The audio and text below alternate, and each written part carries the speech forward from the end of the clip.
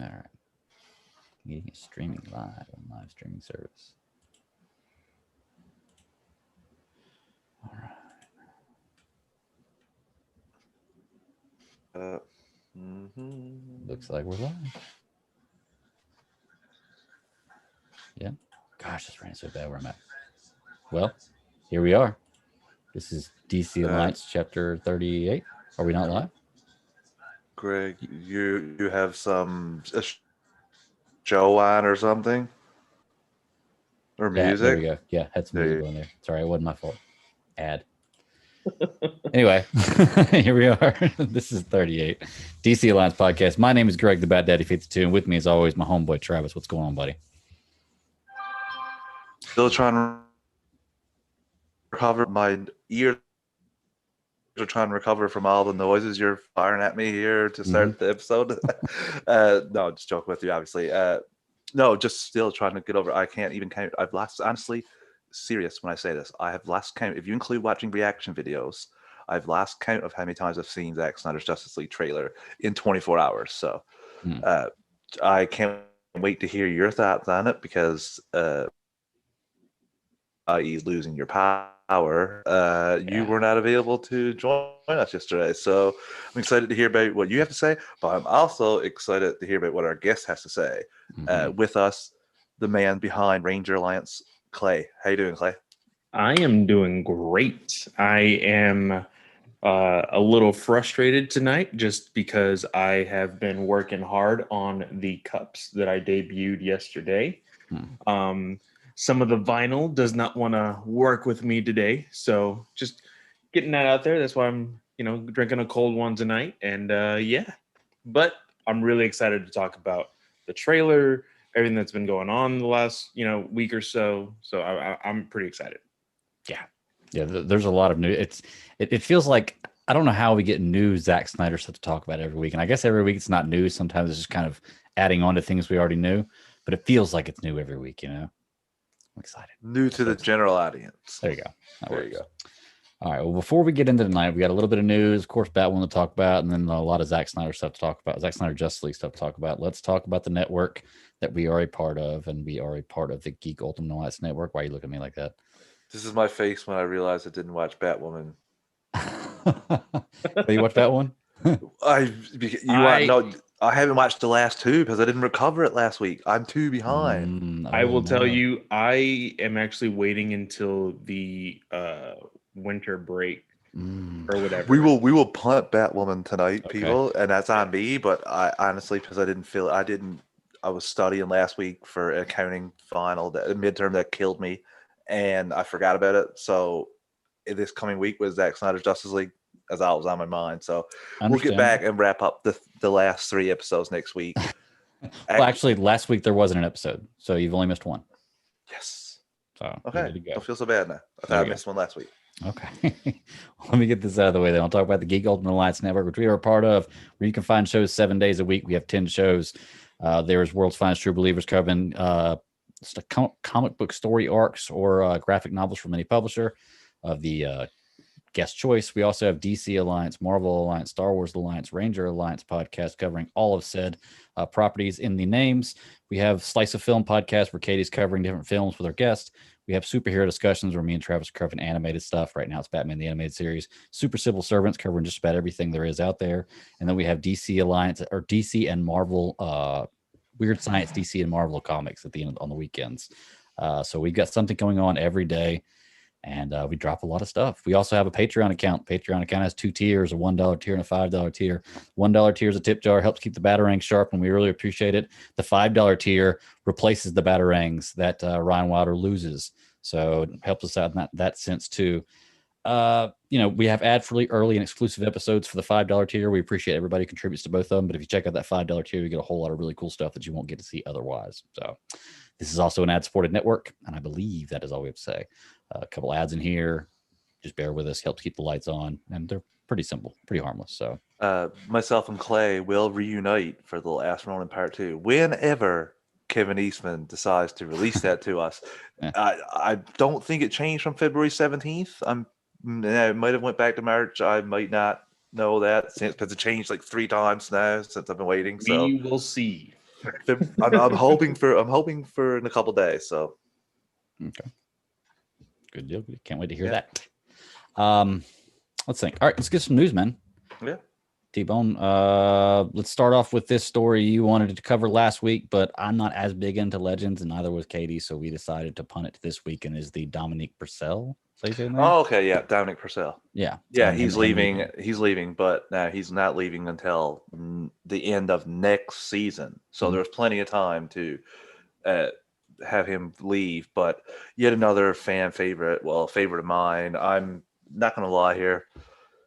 Little chicken out of Legends since basically what they done to Brandon Routh last year. If I'm being completely honest, he didn't want to leave the show. They just got rid of him mainly because his quote was too he got paid too much and it cost too much to have the Adam on screen. So I'm getting sick of the powered characters leaving this show over and over again, or the best characters, and rotating in. And what if I got to see more Gary or Mona? I've already had my fill. You're making them regular characters, and I just can't take it anymore. So it's so different from season 1, which is still my favorite season. I like Heatwave, but to be honest with you, I enjoyed him more the first season on Flash when he was actually evil. So Legends, I'm still surprised Legends is on. I'm surprised it's going to go 7 seasons, but I will watch his end. I did enjoy his character, even though they kind of took all the cool badassness out of him from what I've seen in the first couple seasons of Flash. That's all. But I did enjoy him, and we would never have gotten 7 seasons of Heatwave. We would have gotten 1 or 2 appearances a season at best in the Flash. So cool that this character got a better feature, and maybe something will come out of this in the future. Clay, got any thoughts? I still am just boggled by the fact that I feel like we as a community think that Legends will be the last dog standing when it comes to the CW shows. It's crazy to think about, but I would not be surprised if it happens. Heatwave was a character that I did enjoy as a villain. They did touch on some really unique things on Legends that helped him actually build character. The whole hey, I'm a secret writer thing was a little awkward, and just it didn't really feel like his character, but they needed something quirky with him as well as everybody else on that show. So I just feel eventually, same thing with I don't know if he's ever said anything about wanting to leave the show, but one of my favorite characters on Legends is shoot, I haven't watched it in 2 years, but what's his name? Nick. Hayward? Yeah, Hayward. Yeah. He is also a superhero that has powers, but every season it seems like he is using them less and less and less and less. So eventually I'm sure they're going to either kill him off or send him off or something.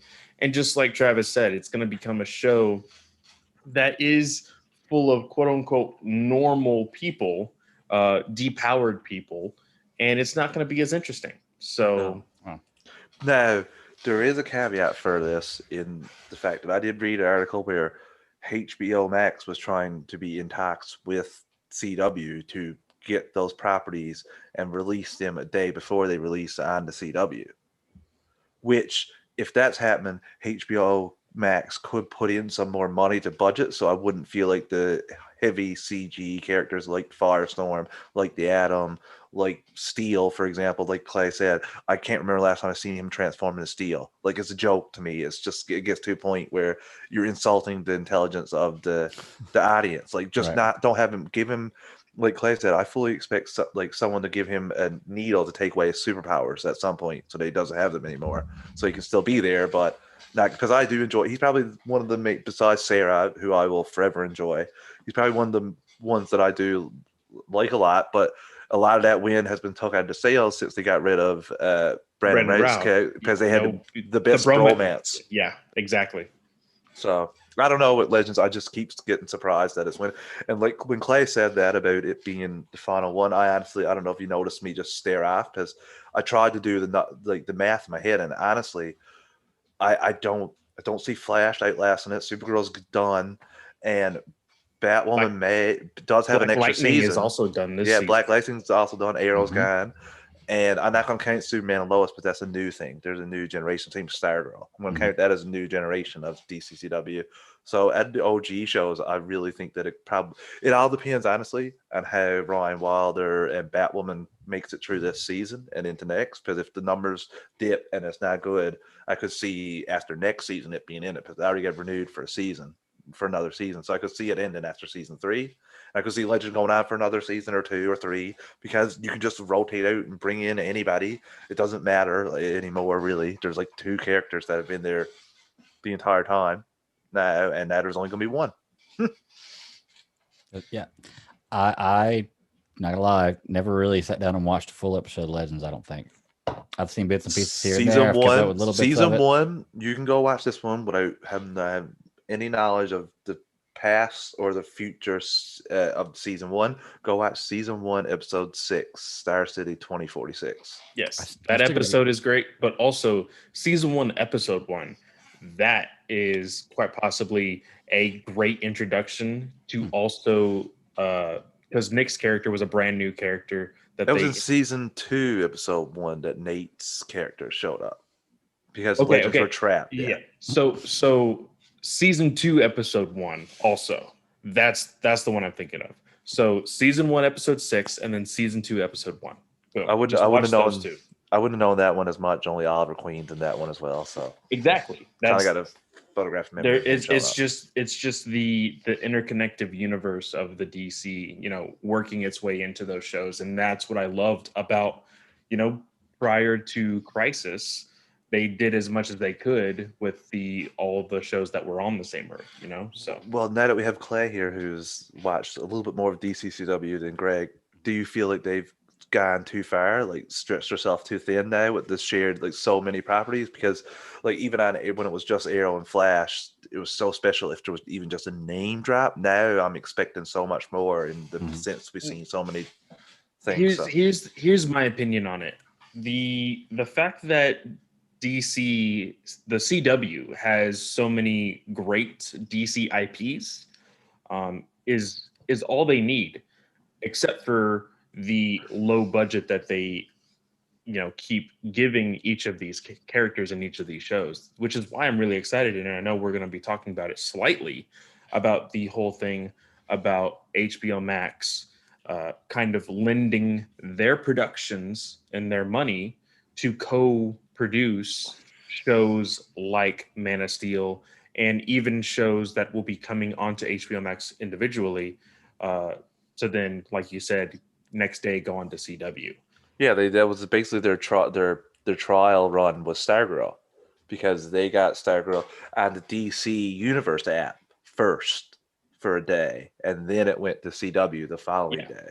So and I know that CW doesn't really care about their numbers as far as views and whatever, but if you legitimately put money into these IPs, you're going to get so many views. You're going to become a competitor almost to HBO Max, which I know they don't necessarily want, but it's something that could help viewers go from CW to HBO Max, because, okay, yeah, I'm going to get all these ads. This is something I don't necessarily want.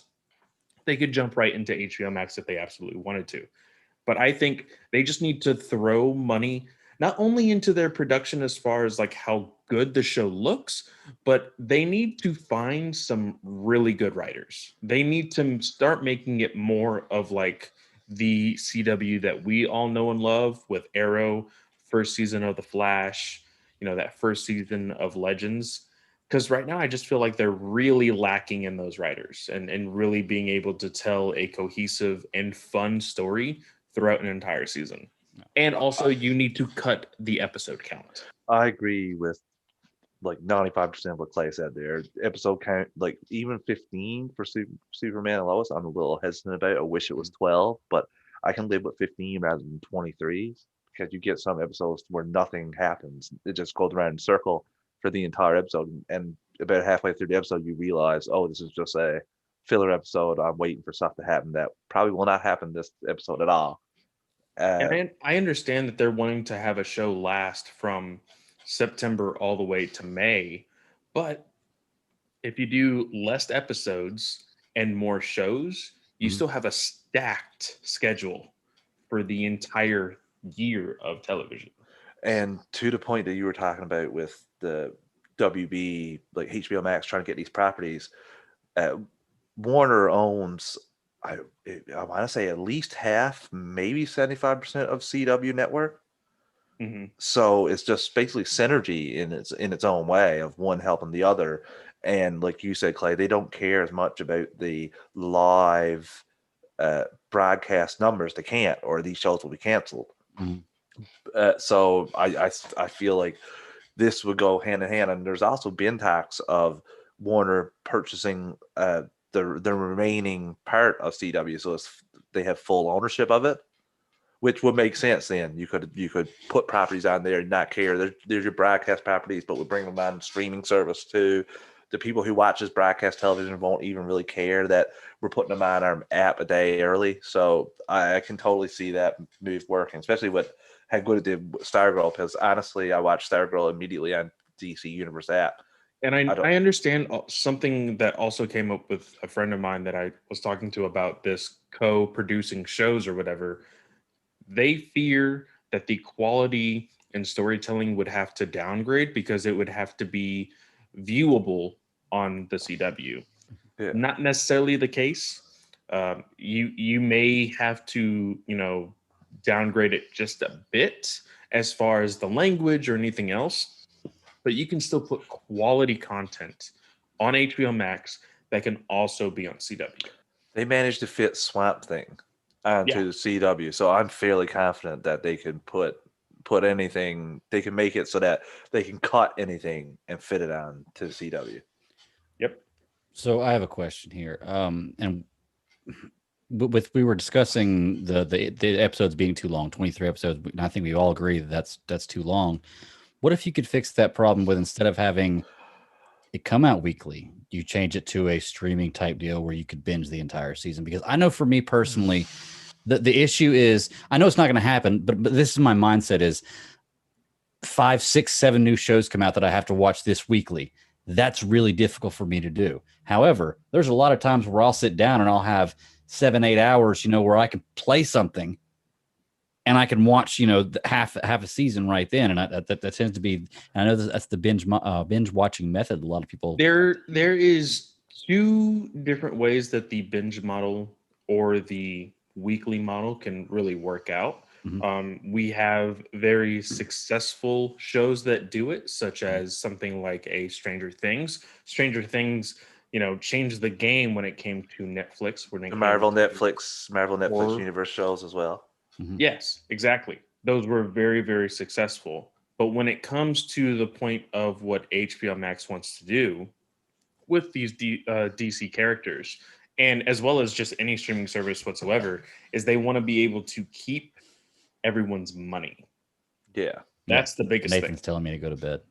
Well, essentially, that's my thoughts there when you were asking that, because they're no, Greg, every week WandaVision. Just for that example, like look at the build up every week. They're not going to just drop this and lose.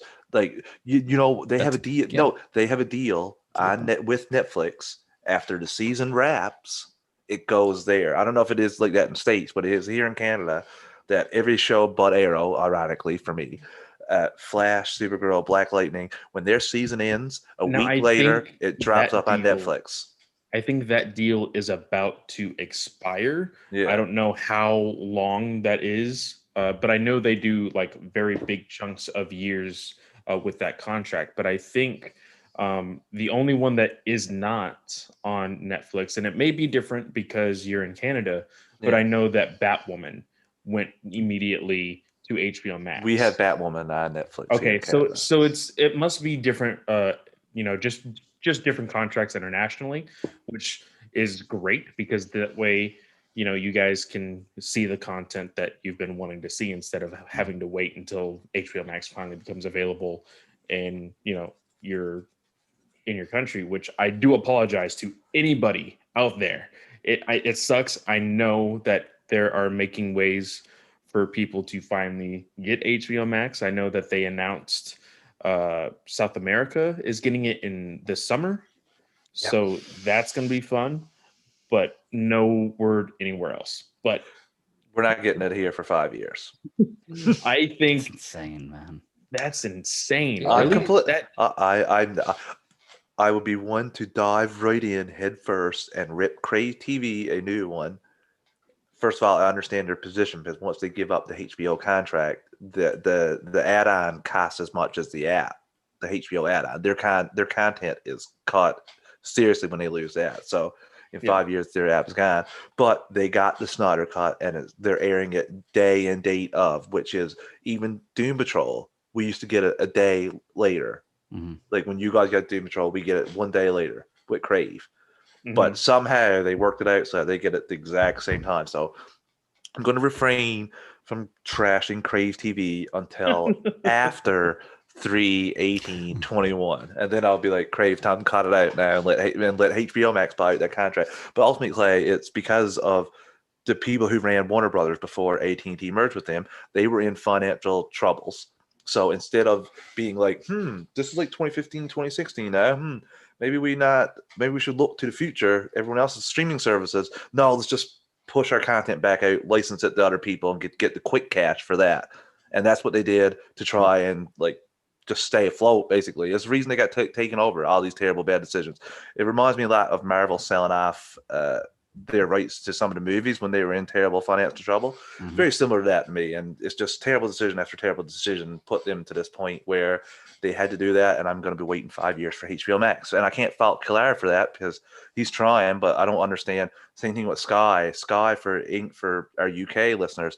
They already put out a statement saying we're not accepting that, and we're going to keep growing, so that by the time our contract runs out with HBO Max with Warner, they're not going to go compete with us. They're going to be too scared to do that. They're just going to give us the content back again for price again. So that's a bold strategy. Yeah, I'll say it's risky. Yeah, but that's I can understand that, because if that streaming service loses its HBO content, there's not a very good chance that it's going to live. If HBO is there and then Disney Plus and Netflix, they're doomed. So I can understand why they're doing it. I don't like it, but I'm getting my Zack Snyder Justice League the same day as you guys, so on a streaming app. So because we just went to shutdown 2 days ago into lockdown, there's nothing open anymore besides grocery stores because we had like 150 tests, 150 positive cases in a couple of days. So unfortunately, because of that, I got that stupid swab up my nose, and it felt like someone was trying to suck out my brain this morning. But I'm feeling pretty good, so I don't think I have it. Good deal. I hope you don't. So, We're how long on- free fun? I'm on day 10 now since I had contact with the person that tested positive, Mhm. and I don't have any symptoms. You're and good. my girlfriend doesn't. I'm assuming that she came in contact with the virus after I came in contact with her on last Friday. So I assume that Maybe. that's what happened. I think I just got lucky. Maybe. Nice. Yeah. All right. Well, we strayed off a little bit there from the from Dominic not being on the show anymore, but we went on a little DCCW rant there. But it's all right because we got a lot to say about DCCW. Superman and Lois review next week. Yes. Look for it as a special point. Look for it as a special 0.5 chapter. Mm-hmm. And that's a perfect segue into Superman and Lois news here. Talking about the cast of Angus McFadden. Fade, I don't know. Yeah. Scottish actor will appear as Superman and Lois as the role of Jor-El. So he's going to character will debut in the second episode, March 2nd on the CW. So it's going to be interesting. Very interested to see how they're going to go. Is it going to be like a memory, or are we going to see the Fortress of Solitude and him speaking to him there? Or I so many questions because we don't have much backstory on heckling Superman from Supergirl. He's more appearing there and helping her with her story. So I would love to see his fortress and all that fun jazz. Oh yeah. You know, I think that it'll be interesting that we already have a cast of Jor-El, just because we know from Greg, I don't know if you are a huge Smallville fan, but I know Travis, you have seen it. Loved it. Never seen it. I've seen it enough for both of us, Clay. I try to watch at least like a handful of episodes every single year. I haven't done a full rewatch in I think a year or two. But since it's finished in 2010, I think I've seen it like maybe 12 or 13 times since. But we know that in Smallville, it was just a voice until what, season 8, 9, I think 7 even. We actually got a physical actor to play that part. And here I would be interested to see if this may be flashbacks, maybe go full on what Supergirl was doing with holograms and possibly seeing them have some sort of relationship in that way, because that is essentially what every reiteration of Superman has done with this, whether it be the Fortress of Solitude, the crystals, whatnot. They have this sort of relationship with this voice or this hologram or whatever. So I'm interested to see. I don't recognize this actor at all. Same. I know that I have seen movies that he has been in, But I you just haven't not- noticed them. Yeah, I just don't know who he is personally. I think kind of he's George Clooney-ish. He's been in Equilibrium.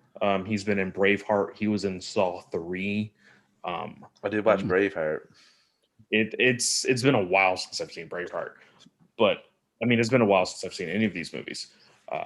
But yeah, I'm interested to see how he portrays the character of Jor-El for sure. Yeah, to your point too.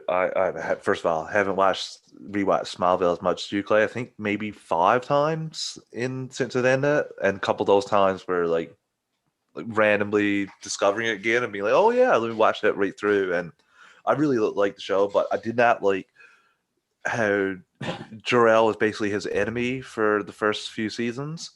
I didn't like that at all in Smallville. Didn't like how it started off in a cave either. That was kind of annoying for a little while there, but there's so much good with Jor-El, and I'd like to actually see the person. There is, like in Man of Steel, for example, a guy the entire time. So I would love for him, especially we've seen the villain in this. So I would love for him to encounter the villain for the first time and then maybe go seek Jor-El for some advice. Maybe to destroy Krypton. We are seeing Kryptonite. a lot of parallels from Man of Steel with this Superman and Lois TV show. So maybe they will go that route, and maybe we will see him as an actual hologram talking and being that guy. So that would be cool. Oh, I think maybe he might ask him how to destroy Kryptonite would probably be because that we saw that case. We've caught a glimpse of that case at least 3 times in 3 different trailers with the Kryptonite sticking out of it. So that seems to be something that might be a main thing that maybe the bad guy's going after to help him defeat Superman. Yeah. Well, brief description of the character is just talking about Jor-El being the Kryptonian father, died along Krypton, but his brilliance essence still exists within the Arctic Fortress of Solitude to provide guidance with his son's to his son for help, or when his son seeks help. So maybe we won't see flashbacks. Maybe it'll just be in the Fortress of Solitude. Well, he doesn't have Park Hint. I know that just from what I've gathered from him talking to his mother on that and in that piece in the trailer. So I don't see any other way besides him being like his guide. So I'm hoping that's the way, and hope it's more Man of Steel, less Smallville for first few seasons anyway. Okay. Well, hey, let's. Anything else you want to say about this? We just got the news of the cat actor. We don't know a whole lot. You want to go ahead and take a break, and then we'll go into the next little bit of news before we start talking Zack Snyder, Justice League. You got it. Since we're cutting Batwoman out of this week, so we'll take an impromptu break here. Well, once again, these keep the network going. We'll be right back. All right, and we're back. So continuing with the news. Let's see what I got next. HBO boss addresses crossover between Robert Pattinson's Batman and the Batman Gotham PD series. This sounds awesome. I like the idea of this. We know the Gotham PD series is a prequel, but it's going to have, from what I understand, there's a good chance Pattinson could be in there. I hope not. Hope not? Yeah. So the reason being, if anybody has not had the chance to read, what was it, Gotham Central on DC Universe Infinite, go check that out. Okay. Please. That's what this show is going to be based off of. Hopefully, that's what Gotham was supposed to be, and then they added too much Bruce Wayne into it. It became a Batman show. This doesn't need to be a Batman show. It needs to be a Gotham PD show. And I think that's what HBO really, digs into, with shows like what was True Detectives and things like that. Their crime shows are top notch. It gives me nightmares to this day. So I think they need to stick with the formula of Gotham or Gotham Central, which is the comic book. I think you saw Batman in that comic for the entire run, maybe 3 times, like specifically. And you don't even need him for 2 of those scenes. We do know that this will be taking place during year 1 because, in fact, the movie is year 2. And we know that, hopefully some of these characters that we find in either the Batman or this Gotham PD show will be interlacing. And I think that is how we can, learn about a character a little bit more. I think we would want to learn more about him in the show that will be more airtime. And then when you see him in the Batman or her, that's when we will know, okay, that is why he or she is acting in this way towards Batman or towards this character, because we'll get the backstory in the show. Well, I just hope they don't make it so that way you have to watch the show to make it make sense in the movie. Not necessarily. It's just like it'll make more sense. Yeah, it'll be one of those talking points of just like how in comics, how there's a little asterisk and it's like, hey, if you want to know more, go read this book over here. Same thing will be a talking point. Oh, do you want to know why she was so upset with Batman? Well, it's because this happened in the show. Fair point. See, I don't know if either of you have watched or are fans of Agents of S.H.I.E.L.D. Yes, I saw up to season 4 or 5 on this.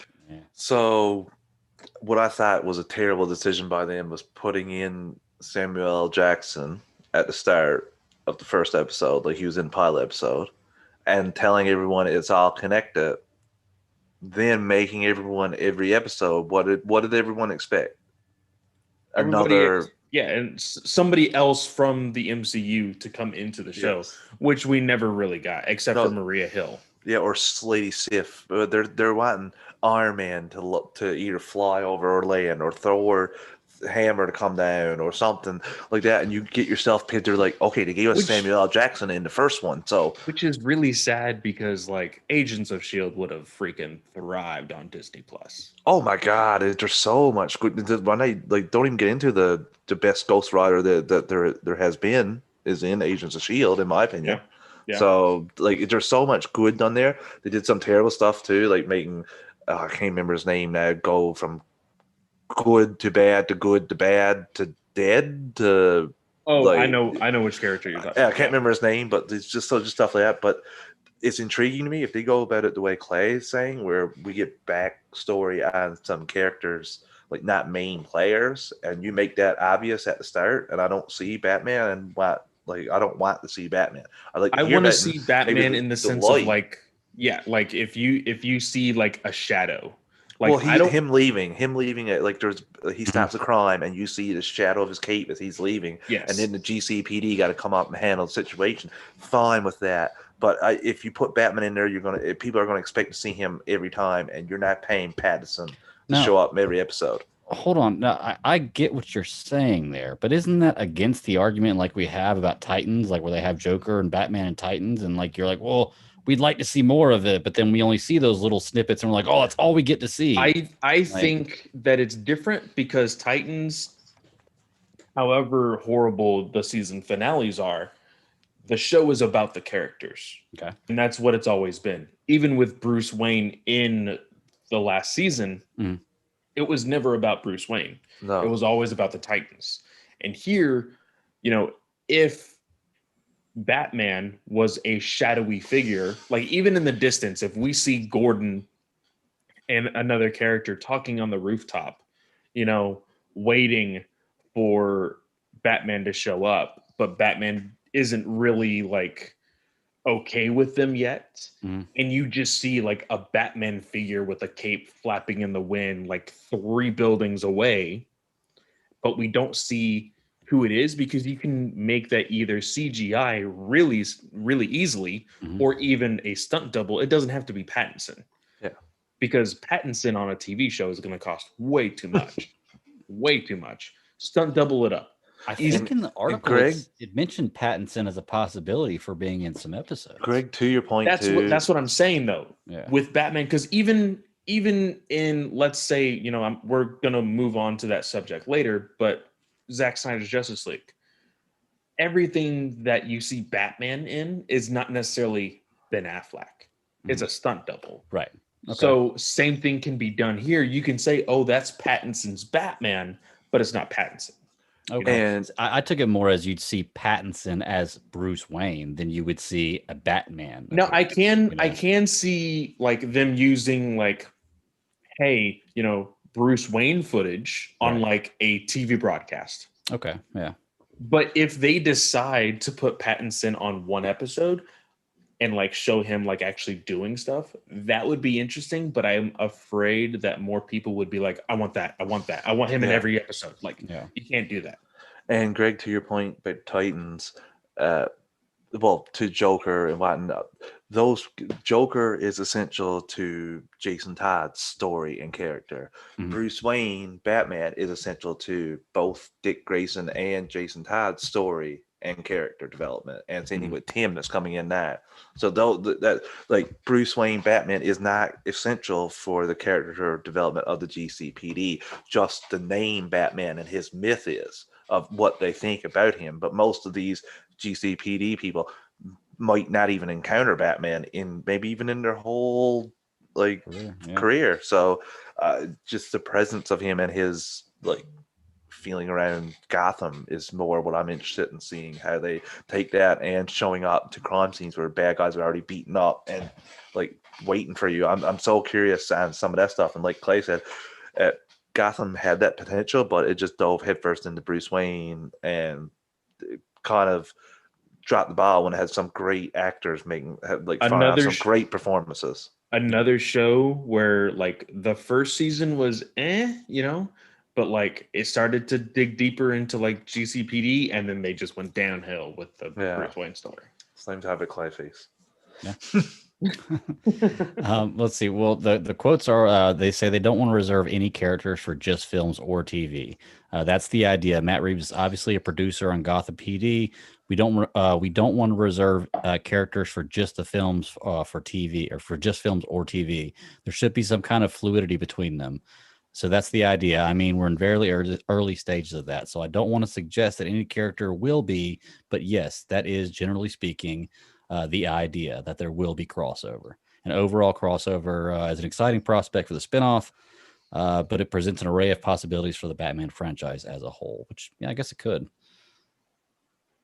I mean, if the Gotham PD works out and it's in this Matt Reeves Batman universe, then you have popular villains that come out and people want to see that. You could have an 8-part show about a popular villain, very similar to the way Star Wars is doing with a lot of their characters now. So. Well, and that's the thing also, because I think one of the first arcs in GCPD and majority of the Gotham Central comic book, it's about the GCPD dealing with Batman villains. Now, with it being year one, that might be a little bit harder because I don't think a lot of those Batman villains would be introduced or well known. But, you know, the very first thing we see in Gotham Central, as far as the comic book, is they deal with Mr. Freeze. So we could possibly see something like, you know, a mention of Penguin, because we know Penguin is going to be in the Batman. But I think we'll see more of the gangs, the crime lords, and things like that, rather than something like a Clayface or a Killer Croc or things like that. But just to Greg's point too, you could do such a fantastic miniseries of Victor Freeze becoming Mr. Freeze. Yeah. I want to see what's his name, Colin Farrell as Cobblepot. Like, this is going to be interesting to see this character, because I see a lot of different stories online about how unrecognizable he looks, and the pictures are great. What if people love that character? I'd watch an 8-part. The question balls down, Greg, too. Did they have this plan before they came up with, like, signing these people with contracts? And the same thing happened when they asked James Gunn about Peacemaker. they asked him, "Hey, this movie looks great. You know, it sounds great on paper. Would you like to do an HBO Max show with any of these characters?" And that's when he came up with the idea of Peacemaker. So I guess the same offer could be made to Matt Reeves, but I think this show is that offer, because if you remember, you know, a similar offer has been made to almost every director in the DCEU. Patty Jenkins with the Amazon show, Juan over the isn't it like a Trident show or whatever? I can't remember exactly what it It's was. a Trench show, isn't it? Trench. Yeah. Trench. Well, it's Trench, yeah. Trench, but there's also going to be an animated movie or show as well, isn't there? Yeah, you're right. That works in the same universe of Aquaman. Hmm. So I think this is just that offer. So if anything else spins out of it, it'll most likely be because the Batman makes a crap ton of money. I don't think anything else will come out of it until that comes out. Makes sense. Let's see. That's about all we got for this one. I mean, like I said, we're not as far as production times. It says already lost the production. This has already lost the original showrunner due to creative differences. It looks like it's only a matter of time before cameras start rolling. Joe Barton announced as the replacement. So they're going to start rolling this one soon. What 2022? Sometime you think we'll see this? Have they announced? I don't think they've announced it yet, but I do know that they were chopping it up to co-filming at the same time as the Batman, but that was before COVID. Right. So I'm not entirely sure how all this is working out. They haven't filmed this yet, have they?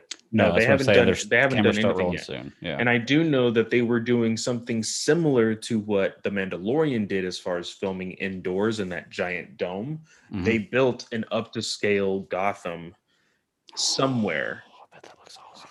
But I don't know where, and I don't know if they ended up filming anything in there, because they did get the go-ahead to film back in the UK while everything else was shut down.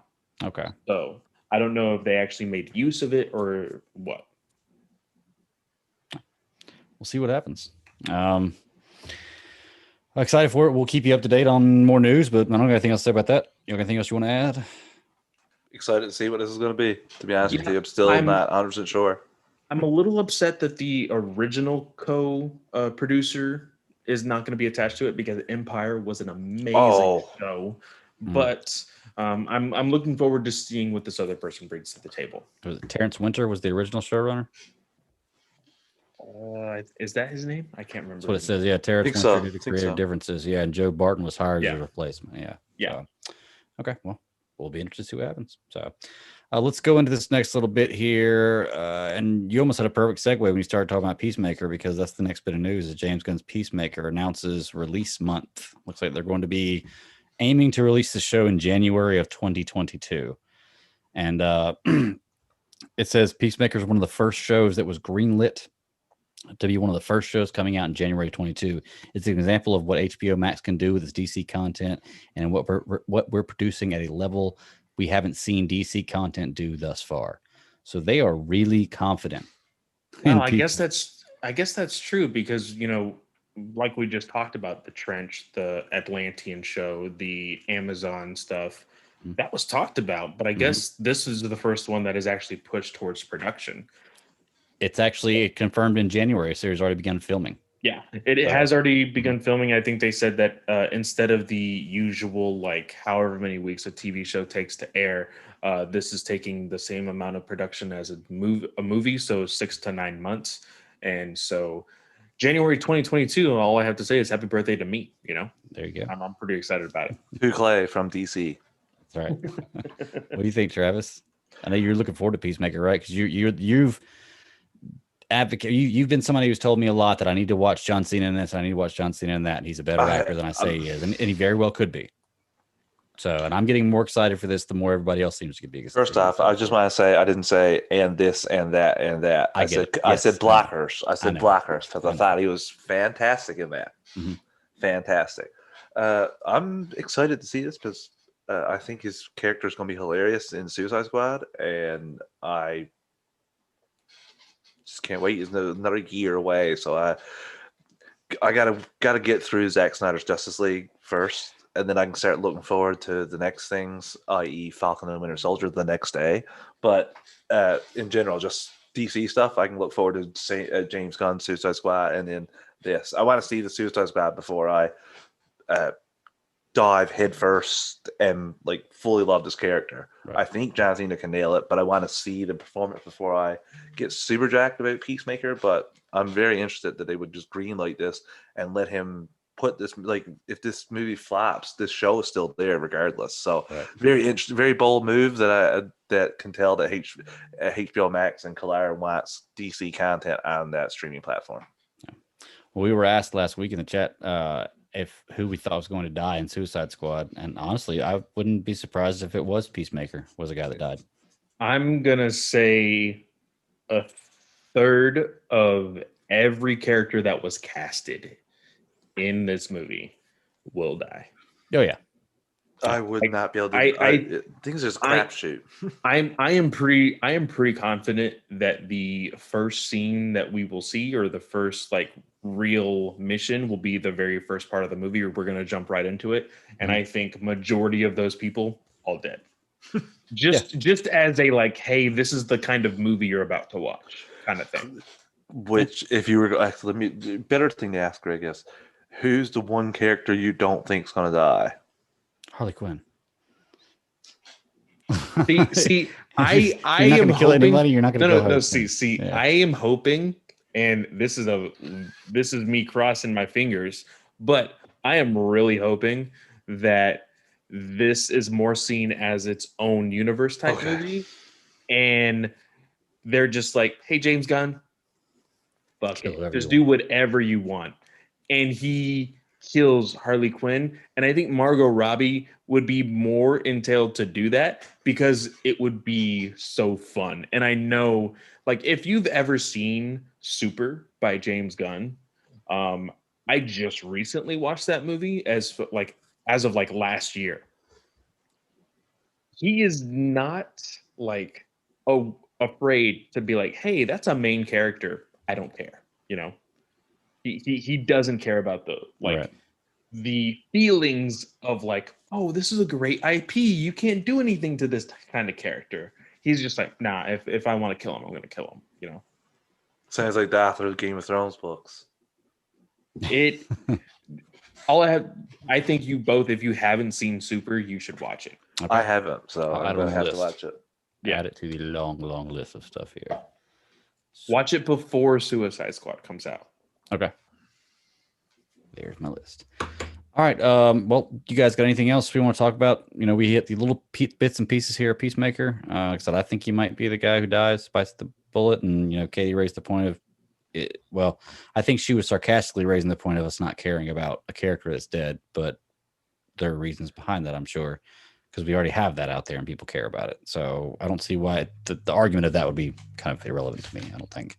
Because we of course still don't know if this is before or after the Suicide Squad. And even so, you know, again, the multiverse is massive. So even if he is, you know, dead in the movie, he could still be alive on a different Earth in this show, you know. And I think you just play along with it. And regardless if he's dead in the show or not, you know, it's still gonna, I think, because of the kind of director and the kind of writer that James Gunn is with this type of genre, it's just going to be stupid fun. Like it's not going to be like, yeah, it'll be badass in moments because it's John Cena, but I think it's just going to be stupid fun. I can't wait for it. I'm really excited to see it. Yeah, the article was talking about how what he'd done with Guardians of the Galaxy and how he made a bunch of characters people didn't care about and maybe want to learn about them and figure more out about them. And that's the hopes of what he's going to do with the characters on the Suicide Squad, or at least the surviving members. So, yeah, it's going to be exciting. You know, when it gets here, we'll cover it. That's the way it is. All right. We were going to have a break here and then go all into Zack Snyder for our last segment. But why don't we knock out some of the Zack Snyder news, like one little Zack Snyder article? We'll take a break and then we'll finish up with Zack Snyder stuff. You got it. Sound good? All right.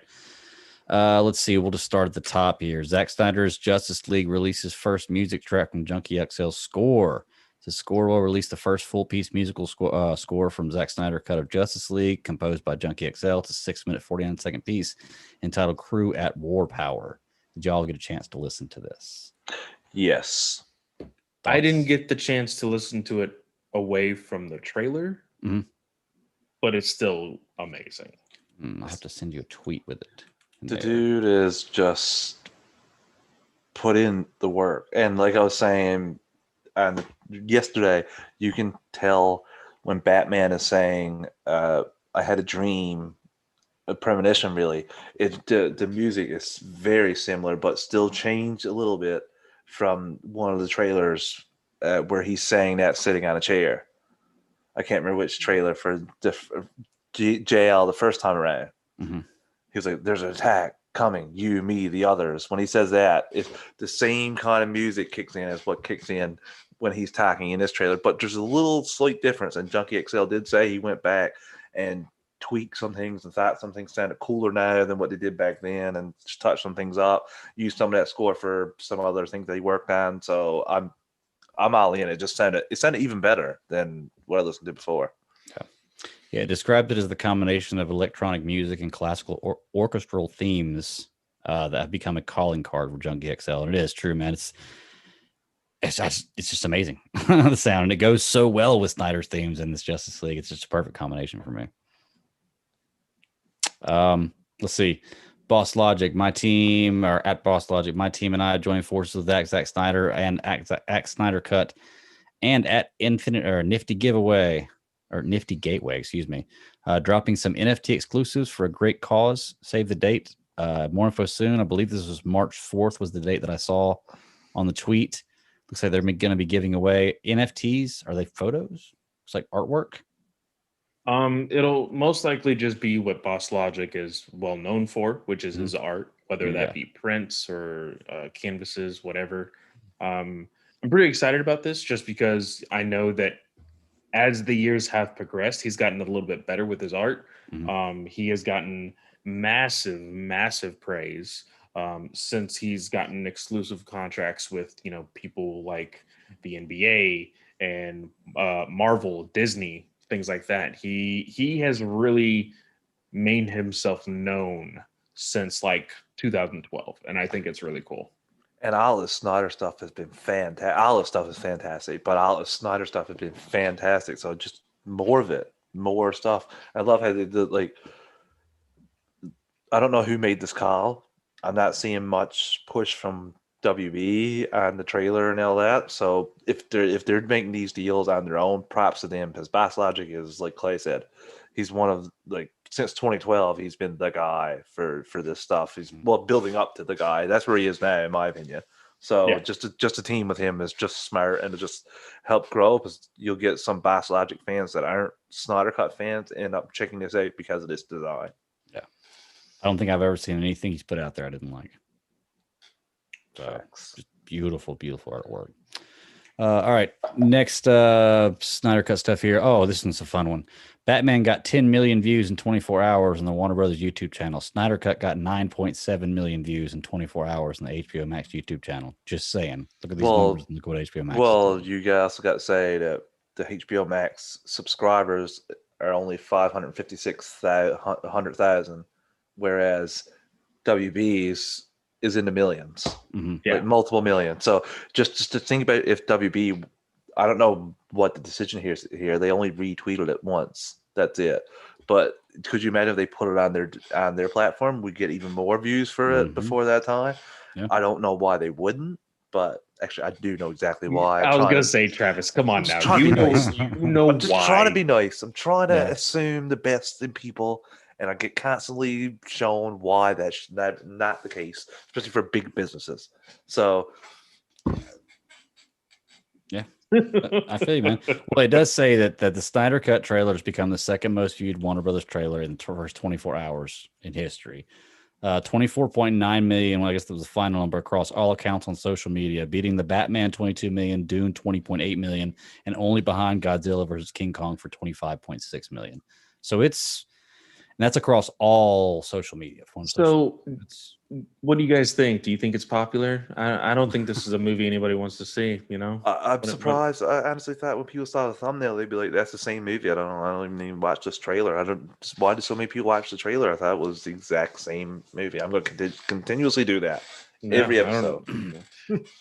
I have So a lot weird. of people who are not as deep into this kind of stuff that I am. Oh, that no. ask me about this and are I will say excited. this: I was actually I got really bored yesterday, and I decided to stream a video game on Twitch. And my brother had the audacity, just because he's not as well into this stuff as me, he had the audacity to come into my chat and say, "Hey, why did I get a notification for a trailer of a movie that has already come out?" And I was like, "Oh boy, let me just tell you real quick." There's people who don't know. Yeah. There's people who don't know, and this trailer is the exact reason why you needed to share it. This is Mhm. the exact reason why it needed to go out into the ether. Like, we need to push this as much as possible, you know? Yeah. Seen a picture that showed 30 minutes of Whedon, 30 minutes of Zach, and hour and a half of Whedon, and then 30 minutes of Zach and 3.5 hours of Zach. And I was Yeah. like, that's the best way to show people the difference in this movie. Mhm. Yeah. Yeah, 100%. I have all kinds of people ask me all the time how much different this movie is going to be, and I told them, like, just watch. Like, I personally am not going to go back and watch the Justice League theatrical version copy that we got, even though I own it. I'll probably never watch it again. But I tell people, I'm like, just when this comes out, just watch the theatrical version, then just watch this, and then you come tell me how different it is. I haven't even bought it. I haven't even Same. bought It was Same, $5 digitally last year for Christmas, and I was like, well, not last year, the year before last for Christmas, and I was like, well, it's I got. You know what? I would have bought a $5 scratch off and won nothing, and it still would have been worth more than Joss Week. Yeah. So, you know, I was hoping that if I watched it again, I would like it more, but that didn't happen. So Man can dream. that's right. It does have a couple of good parts in it. I mean, it's got a few good I parts. won't in argue it. that it has a couple good things, but it's like were they the all person- Zach stuff? Yeah. Just I don't well, most of it, yeah. But Oh man. yeah. Well, all right. Well, y'all want to go ahead and take a break? We'll come back and we'll finish up the Snyder Cut stuff, and then we'll talk about the trailer, and we'll get out of here. Sound good? Yeah. All right, well, folks. Once again, real quick break. We'll be right back. All right, we're back. So let's keep trucking on here with Zack Snyder Justice League stuff. Deborah Snyder gave us away. It tells us that the 4-hour movie is going to be easier to watch. HBO Max is putting basically timestamps on it. She says in a quote, "I'll give you a tip about viewing it. It's going to be. I know a lot of fans are going to watch it straight through, but it also has its own parts. HBO Max is able to do this. They're going to put a timeline on there. There's going to be little indentations. Each part has a title, and each part is thematic. It's going to be like going through chapters in an audiobook, I would assume, or chapters in a movie. So This basically tells me when I can take a bathroom break. Mhm. Like I'm gonna watch it all the way through. I'm probably gonna stay up until it debuts, so that way I don't miss it whatsoever. Mhm. And then I'm gonna take a bathroom break at those times, and then quickly come back and watch the rest of the movie. You know? I don't know how I'm gonna get up. I think I'm gonna try to truck it all the way through without stopping. We'll see what happens, but that might not work. I have the ability to we stop don't now, know but- we don't know when it's getting dropped yet, do we? Like the exact time. No, we do not. We've speculated, but we haven't been just based on past stuff. But we haven't HBO been Max very- originals have been released Thursday mornings at 9 a.m. Eastern time. So 8 o'clock my time. So I guess I could go to sleep normal time. I would just have to wake up earlier. But nah, Man, that could change though, Clay. It could be put on like Thursday night, i.e., kind of what you do at the movies, like roll it out that way. I assume where it's a Max original, it'll be like the same way other Max originals, like the Flight Attendant, were rolled out. But also, this is just a movie, so you might want to try and get the maximum amount of time people are going to talk about this. So Thursday night, But see, lead into. I know that I can just like wait. and Yeah, I've just seen you on scroll. Geekverse I could for the WandaVision at like 5. I'll get up in the morning and I'll be like, okay, WandaVision. I'll watch that and it's like shared streamed 2 hours ago, and I'm just like, okay, it's 5 a.m. my time.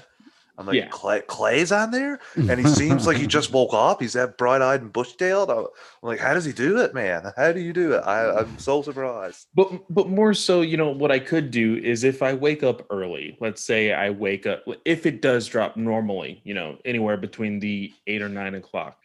If I wake up early around the 6 or 7 and just scroll Twitter for a little while, I know exactly when it'll be on because my Twitter will explode, and then I'll be like, all right, it's time to watch the movie. I'll be like, throw my phone away. All right, it's time to go. It's that time. Excuse me, that's pretty good. I forgot. I had a point I wanted to bring up about that we were talking about, and now I done forgot about what we were going to say. Oh well, I'll remember it. But yeah, when it comes out, I'm going to do my best to try to watch it, sitting all of it straight through, all the way through. Whatever time it comes out, I've already taken off work that day. I've already let my wife know that day is a day that I need to. It's going to be a Greg day, So one day you can make Greg Day, which Greg does what he wants to do, and that's going to be Greg Day this year. So I'm excited to see it. We're going to do a podcast immediately afterwards. You just got to invent it, man. Just invent it. Just say it. Just say it's day. You have 2 kids. There's never a Greg Day. Sorry, there's never a Greg Day. I can imagine they'll be in virtual school then. But see, that's the best part, because if I can invent a Clay Day, I don't have any kids, and then I could really have a Clay Day. You should have a Clay Day. My birthday is a Travis Day forever. I call in sick from work, or I go to school, or it's just birthday's just another day for me. I've already that's just me on my birthday week. It's like, hey, don't try to get a hold of me. I make all the calls on that week, and then the day after it's just like, okay, now we can resume our normal. You give up your reign of terror then. Basically. All right. Let's review that trailer, boys. Well, hold on. I want to hear your thoughts. We got a little more news real quick here. Zack Snyder just teases Green Lantern appearance. Newly revealed suite of merchandise of the film may fit towards involvement of a surprising character. Basically, it was stickers of Green Lantern symbol. Yeah. It was the Inks of the People. They did another campaign. It was the stickers. It was the mug. They did the tote bags as well. All look great. I unfortunately did not have the chance to grab it before the hours went away, but I know that they will come back eventually. I also had a mouse pad. But as far as the Green Lantern, I am still unsure. And I think more so because I think with Berlanti working hard on the Green Lantern show and everything moving towards that, WB has this really weird indication of hey, if one character is working on something, it can't be anywhere else. And I know we've seen some things that don't necessarily match up with that, as far as of course, Superman now and The Flash. Mm-hmm. But from what I've been hearing, they possibly told Zack, hey, instead of Green Lantern, all you can have is Martian Manhunter. That's what I've heard. That's not confirmed or anything. But I think that was the whole thing with the quote, "A war is coming." I think that was rumored for a very long time for that to be Green Lantern. But now it's coming out of Martian Manhunter. So no, he said multiple times that there's been no compromises with this. So I don't know. I find that hard to believe that they told him you can't use this, especially where we have them talking about there should be no care. In an article we read from HBO Max chief content person saying there should not be there should be no restrictions from movie to TV for characters. Mm-hmm. And Ava DuVernay is doing New Gods with Darkseid, so that those are New Gods in there. So I feel like if he wants to have Green Lantern in here, he will, because I feel like he said multiple times, this thing is on its own, away from anything. Like it's its own Elseworld story. So I think him saying that multiple times kind of lets everyone know that, you know, like this doesn't affect anything else besides my movies. Yeah. Whereas if it affected other things, I could totally see them going to him, Clay, and being like, yeah, you can't use this character or this character because we're planning on using him. But he's just like, this is the last of my story, so I'm going to do what I want to do. But I feel like Martian Manhunter may work better. But like Clay said, it's been rumored for so long that Green Lanterns are in this. Maybe we'll see one in the history lesson, and that's where you're getting your I think that's thing what it's from gonna again. be. But I how many times did I hear that Green Lantern visit Batman at the end of the film and tell him that there's a war coming? Before all the changes were made. Maybe, yeah. I just think that, you know, it even says it on his website that don't expect to see a cameo from Hal Jordan or John Stewart. Just if it's going to be there, expect a presence of Green Lantern. You see something with Green Lantern. You much like the Green Lantern reference in Batwoman this week, which you've got a spot for me because there was a Green Lantern reference in Batwoman this week. But yeah, I just think it'll be something in the background, very similar to what we got in the Justice League, the theatrical cut. There was a Green Lantern in there, very brief. You know, you only saw it for a second, but that might be all we get. The existence of the character. You know, I don't think we're going to get anything more than that. Yeah, I kind of want him to focus on Martian Manhunter because I think it's going to be an awesome character. But that's about it, man. Let's go ahead and get into this trailer. I'm going to start playing it here. I've been kind of playing it a few times while we've been watching. I'm going to play it again while we talk about it, just for me to see it, because I can't play it for y'all to hear and say, but I can watch it. And if you want to, you can watch it along yourself. But Clay, give me some thoughts, man. What do you think about this trailer? Because you and I didn't get to do the post game show. No, I didn't. Even though I was waiting for the invite in the chat. Because No power.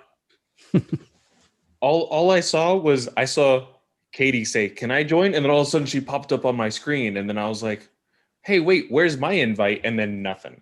So yes, Travis. What's up I'm with just that? gonna say, I'm just gonna say that. Chris is there's one DC Alliance guy and two Marvel Alliance guys. So I just succeeded to them. I just succeeded to them.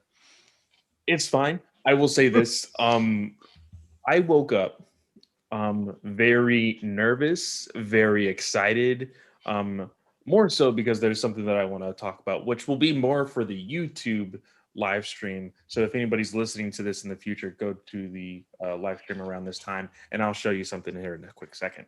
But the trailer was amazing. Now, regardless of if we saw, you know, a total of what, maybe 35 seconds of footage the 3 days prior with everything, you know, the little teasers or whatnot, everything still flowed. Everything still looked beautiful. We got things that we didn't think we were going to see in that trailer. It's just gorgeous. It's beautiful. And of course, the number one question of like everybody was asking that day was, how the hell would you want to cancel this movie? Right. I mean, and or why? Yeah, Like, egg on face for one of seriously, because there's no. I don't know. I can say that, but I also remember seeing the original Justice League trailer for the theatrical cut and talking about how amazing that movie was going to be and loving that movie. I mean, this one I feel a whole lot different for, knowing now what I've gotten before. But yeah, I agree, man. How can somebody not want to continue the story? How can somebody not like this? Like, I don't get mad at somebody if they don't like this version. Doesn't mean I understand it. I just don't understand. Now, of course, there was plenty of people that decided they wanted to be trolls during that day. And all I have to say is go look at that view count on that trailer, people. All those trolls, just go look at that view count. That were just like, oh, this is going to be a bad movie. Oh, there's bad CGI. Oh, why would anybody want this movie? Oh, this is way too dark. I'm going to go watch Superman and Lois. Blah, blah, blah, blah, blah, blah, blah, blah, blah. But it looks gorgeous, and I don't care what any of them say. Like that regardless of who talks crap, I still win. Mm. Like It's just the truth. Yeah. You know, I absolutely love this too. I remember I was so disappointed because the morning I was like, man, this is coming out this morning. It's 40 degrees in my house, and I'm sitting here in front of a fire, curled in a blanket, talking to Travis and Chris, like, it's leak. There's footage leak, guys. It's coming out early, and I'm like, oh no, what's gonna happen? So I watched it, under a blanket on my little phone. Fell in love with it though, man. This is great. I was worried about getting a trailer and being spoiled with things or maybe seeing too much. No, didn't do that. There was some stuff I already knew was going to be in there. I just saw a little more completion too, a little bit changes the story. I like the way Steppenwolf looks in this trailer. I think it looks amazing. I love the way the trailer opens with Superman and the scream, and you see the rings go out, and they bring back into the bell is rung with Luthor. Like, just trailer done really, really well, man. Okay, I wasn't not going to see New Gods, but it wasn't a movie that I was really excited for. Like, oh, it sounds cool, yeah. If DuVernay does what you see here in this throne room scene, it looks something like that, I'm really, really gonna enjoy it. I think the thing that you need to remember about Ava DuVernay is she, just like Zach, is a visual director. Mm-hmm. Her movies are gorgeous. Mm-hmm. Now, I will say this. A Wrinkle in Time wasn't that great of a movie. But if you watch that movie on mute, holy crap. If you don't listen to it at all, just watch the visuals. Yeah. Yeah. If you watch that movie and just look at certain scenes, it looks beautiful. Yeah. It looks gorgeous. And that's what got me excited when Ava was announced for the director of New Gods, because she will make those colors pop in New Genesis. She will make those colors pop whenever it comes to Darkseid and his armor and his glory. Like, it's one of the only times that I will probably root for Darkseid in a movie with New Gods. Like, that's just probably what I will be looking forward to. Yeah. I didn't get. I guess I was expecting this preview to be more Victor central, more about Cyborg. I think they're gonna wait until the movie for that, because we've already heard that he is the center of this movie. Mm-hmm. What this movie needs to, this movie, like I said before when we were briefly talking about it, is this trailer is to sell the general audience. This trailer says, hey, this is not the same movie that came out 4 years ago. Like, this is going to be completely different. Go give it a chance on HBO Max. Yeah. That's what this trailer is. I don't know, man. It's just the stuff looks beautiful. I think the history lesson here in this one's going to be so much better. Like I said, I think Steppenwolf looks 1,000 times better. That gif of Superman in the black suit with the eye beams coming out, just absolutely loved it. I was finally able to find, or Chris gave it to me. I was able to download it today finally, so I can use it now. Just beautiful. I used the same gif of the woman like melting into herself every single time I see that thing. It's amazing. I love it. And all of those babies that are crying, oh, that's not my Superman. You have never seen a comic. You have never read a comic. You have never seen a Superman cartoon. You have never seen a Superman show. You don't know who Superman is. I say the same thing for people say that about Batman. Yep. Because every single reiteration of Superman has had that moment. Mm-hmm. Every single one. Whether it was freaking Justice League Action or whatever the kids show was, you saw him get a little mad and use heat vision. You saw it in Batman, the like, what was the Brave and the Bold? That is also a like little kids like centered show. He's done it there as well. Like, it's just amazing. Yeah. It's gorgeous. And I will say the best line in this entire trailer doesn't even come from a quote unquote hero. It's from Alfred. The line of the bull and the cape. if you, what does he say? If you can't, You can't stop the bull, stop waving the red cape at him or You something can't like that. stop the charging bull. Don't wave the red cape in front of him. Mhm. yeah. And I've heard people already contemplate on like if Bruce is almost being like overly confident in the idea of like resurrecting Superman and like kind of challenges Steppenwolf to that idea of like, hey, you think you can do this to our world? Wait until Superman's here. Like making it an actual challenge. Like I could see that possibly happening, but Mhm. I'm not entirely sure. It'll be interesting for sure. Like I'm just like I've said it 7 different times in this one podcast. I'm just super excited about this movie. So one thing I see in this trailer, I'm sitting here watching it, is it does show the one scene of Diana clanging the her wrist together at the and it's from the theatrical version where she stops the guys who are robbing the bank who want to recreate society, and they're going to be doing that by destroying a block of one city. I For me, did that see was a terrible picture. writing, and I hated that. It looks like there may be something a little different in this one from there. Yes, I did see a picture on Twitter. The explosion Mhm. of that Is when inside the building. Yeah. is inside the building instead of outside. Mhm. And she uses her to protect everybody. Yeah. So even the scenes that we saw in the theatrical cut are being altered so that way you are 100% seeing a different movie. Yeah. I just hope they change that line. I hope it's not a guy who thinks that taking out one block of a city is going to take everybody back to the Dark Ages. Like that was just the worst line ever in that movie. I was like, you got to be effing kidding me. I mean, I don't think they would take them into the golden age, killing like so many kids there, Greg. I think that would be pretty crappy.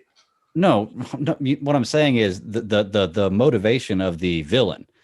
He wanted to bring the world back to the Dark Ages, and his answer was to destroy a block of one city. That bomb was only going to destroy one block, but he wanted to bring the world back to the Dark Ages, back to I was like, it's okay. So I need to watch that clip again. It was don't do yourself a favor. Don't. It was a Whedon Jeff Johns like collaboration. What would you expect? Didn't like it very much. All right. So once again, I thought that it was going to be a little more centered on Cyborg, simply because when we heard about this was actually Super Bowl Sunday, and he showed the clip from the football game, and I think it was game day or touchdown or something like that. I can't remember what goal line at the goal line was the name of the clip. Mm-hmm. And then he announced the trailer, and I was like, oh, okay, cool. We're going to see something. That's why I thought it was going to be more centered around Cyborg, which it wasn't, which is fine because I'll save that for the movie. And maybe that's what I didn't want spoiled was. Did you get fooled by them where they put that in just because it was Super Bowl Sunday and you thought it meant extra? Well, I thought that it was like a good opportunity. Like, oh, we're going to focus on Victor. This is a great time to do it. Show this football clip during the Super Bowl, and people. It would have been good marketing if that was the case. Oh yeah, they were just like football. Let's show some football. Sure, that's what it was. Yeah. We have football too. We have football too. Look at ours. Yeah. All right. Let's talk about the big thing here. The very end, after the credits, or not after the credits. I guess after everything's gone on, the Joker scene.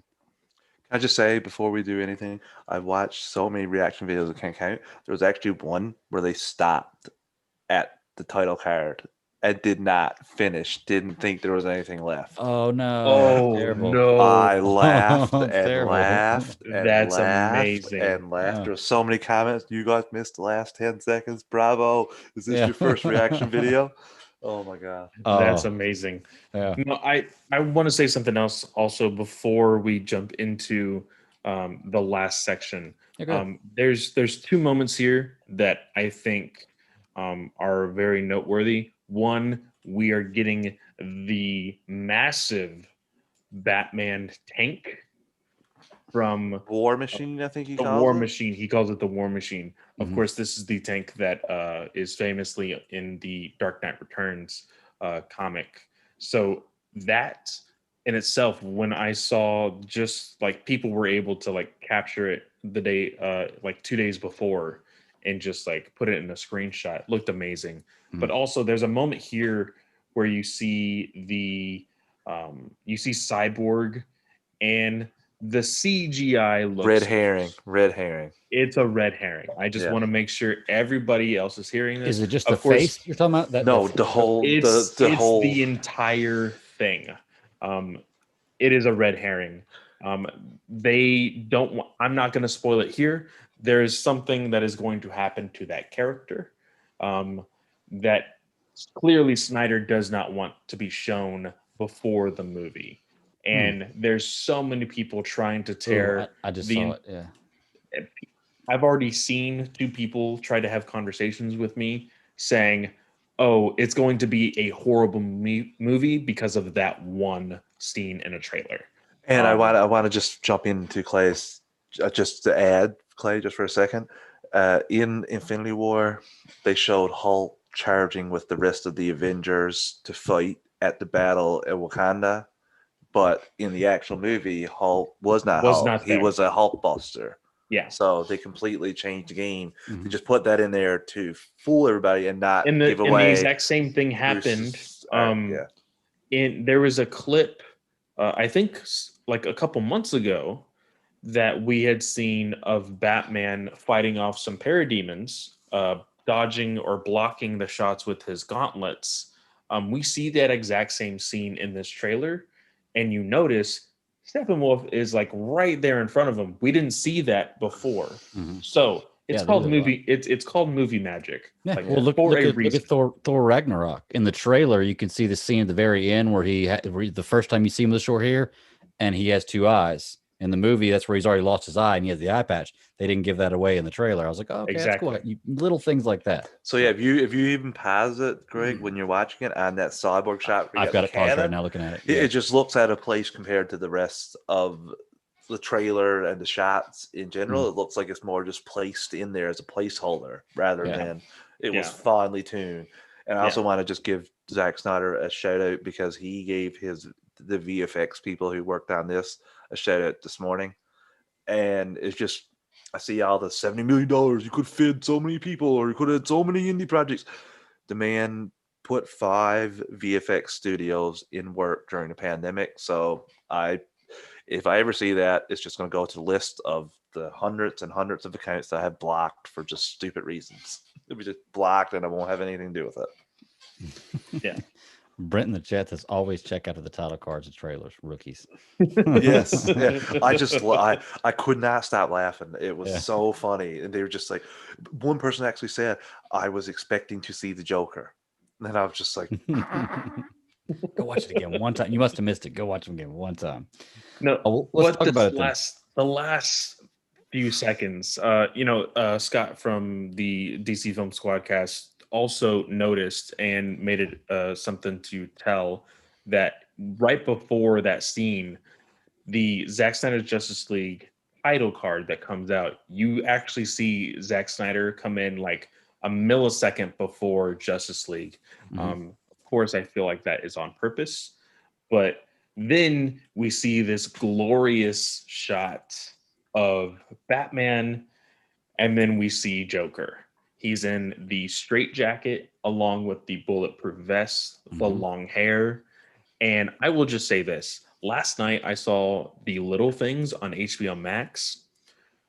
God, I'm so glad I have Jared Leto Joker back in my life. It is glorious. It's beautiful. The phrasing of Batman, as I've heard several people say, it almost sounds like he's putting the hyphen like back in the old days when in Detective Comics 27, that was how he was introduced.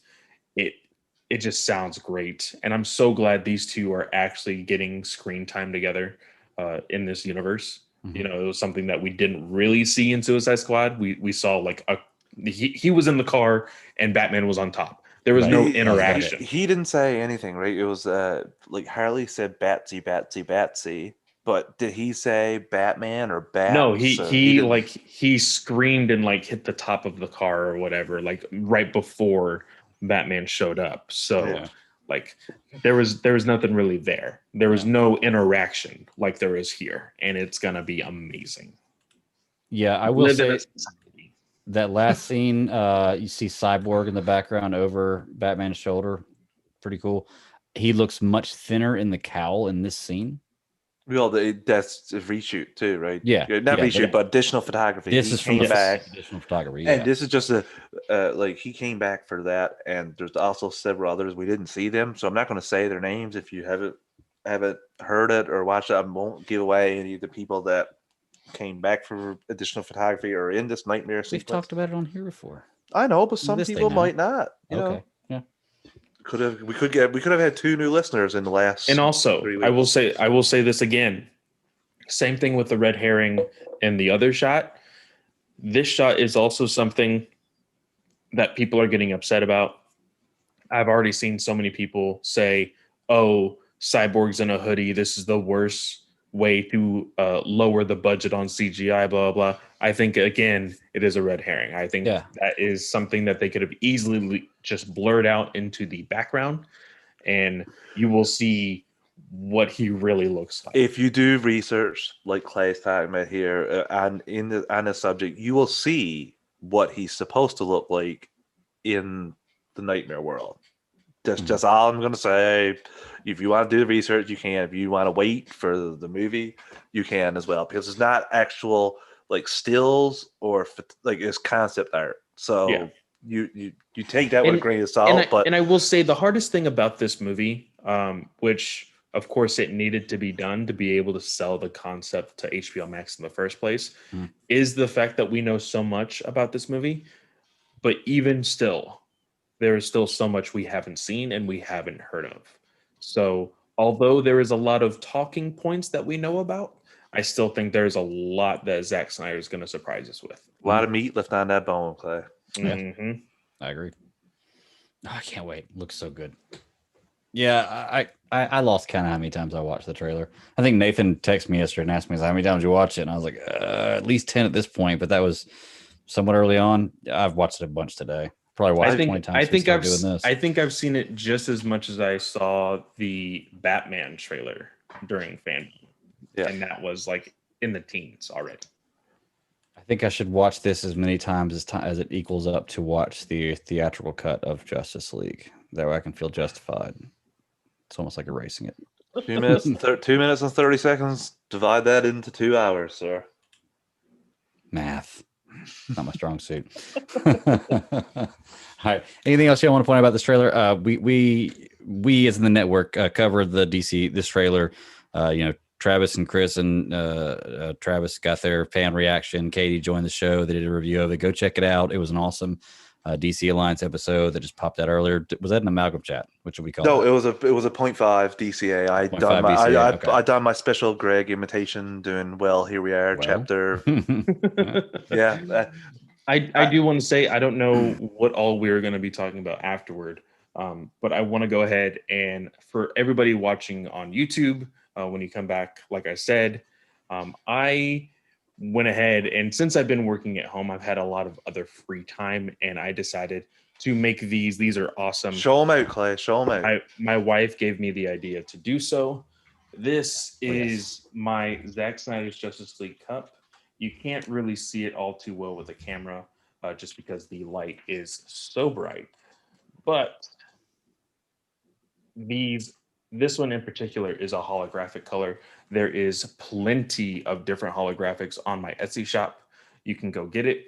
The reasoning why I wanted to do this is because for me personally, every single superhero movie that I go to the local Santikos movie theater that's here, and they always have a giant 32-ounce cup that is themed. I've got one for Endgame. I got one for Shazam. I got one for Aquaman. I got one for Doctor Strange. I got one for Power Rangers. I've gotten so many of these cups. I'm not going to be able to do that with Zack Snyder's Justice League because of COVID. Now, unfortunately, I cannot afford the 32-ounce cups. So these are really cool 16-ounce cups with a straw that I would love to see people have while they're watching the movie. And this was the main reason why I wanted to do it. Now, I do have several different colors. Purple is not the only one. I do know that purple has become a popular color, but if you see behind me, I do have black and white as well. and a numerous amount of vinyl that can go onto that.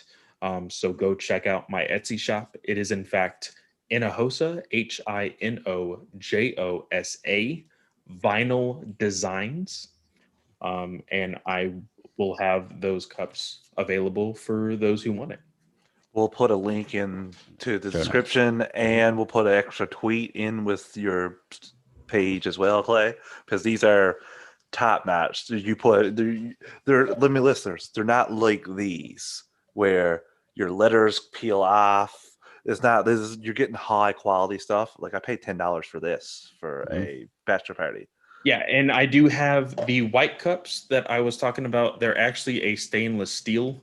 Everything else is plastic, but the white is stainless steel, so that way it can withhold a warmer type of drink.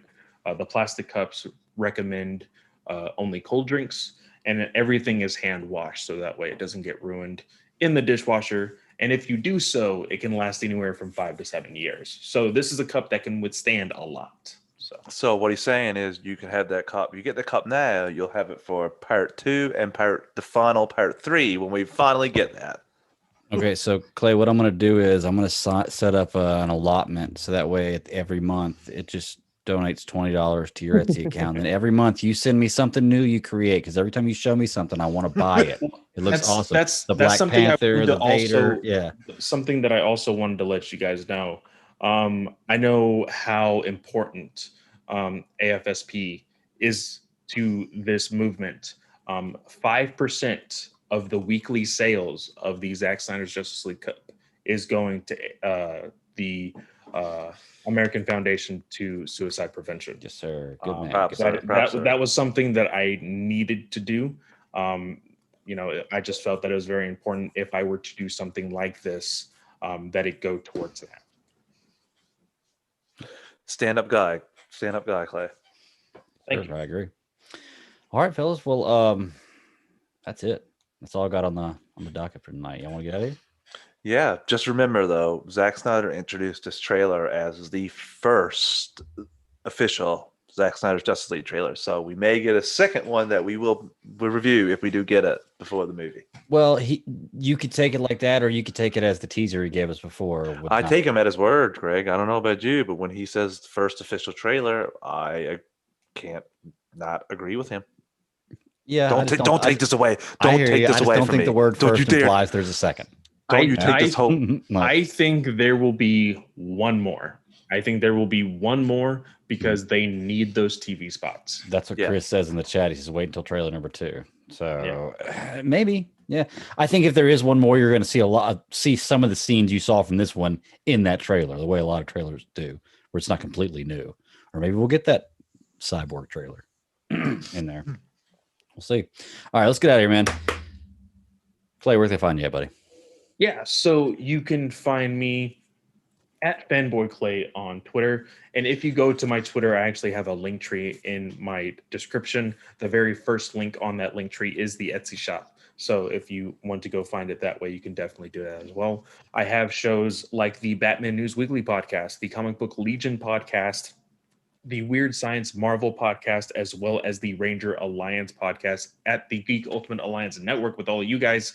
Now, I have put the Fanboy Comics podcast on hiatus currently because I am currently in my first year of college. So I did go ahead and power to you, buddy. Yeah, it's so fun. Not synergy on the GUA. Same thing, Clay. In my second semester. Good deal. All right, well, y'all check him out. Check out all his shows. Check out the artwork. Check out the Etsy store. This guy really puts out some good stuff. T-Bone, we're going to find you, buddy.